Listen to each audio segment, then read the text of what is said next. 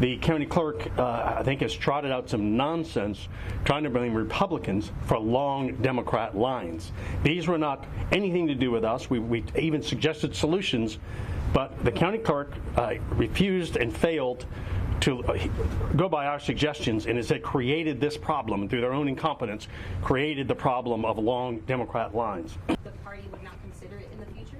Well, we gave the county clerk last summer a letter laying out the reasons we did not want to have joint primaries in Harris County. One of the key ones was the delay that would happen. We said that they would have about 400,000 people or more vote in their primary, and we would have a lot fewer in ours. So we did not want Republicans waiting in long Democrat lines. Was today, Wednesday, not Tuesday, but the Republicans... They had a forewarning ahead of time there would be a lot more Democrats turning out because of their big presidential primary going on. Nevertheless, there are also other problems we had with joint primaries, which create a lot of confusion and conflict because nobody's really in charge at those locations. Voting on Tuesday. Creating all the problems of joint primaries, which we're adamantly opposed to, is not needed to solve the fundamental problem of shorter lines. It's just another failure by the county clerk trying to pin the blame on others for their own incompetence.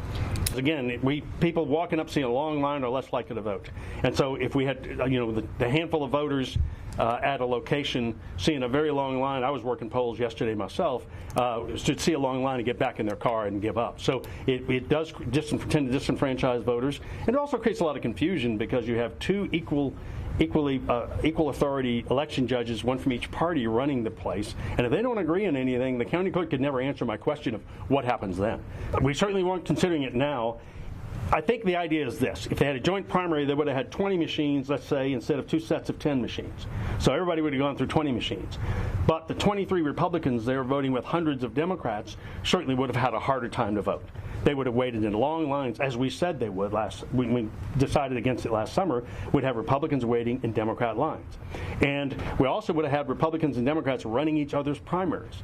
I don't think the Democrats want us running their primaries any more than we want them running ours. So it wasn't just the line issue. There were other problems with joint primaries. Be a lot of conflict arising too and confusion for voters. So we don't think joint primaries is a good idea, and you could avoid. It's not the only solution to the line problem.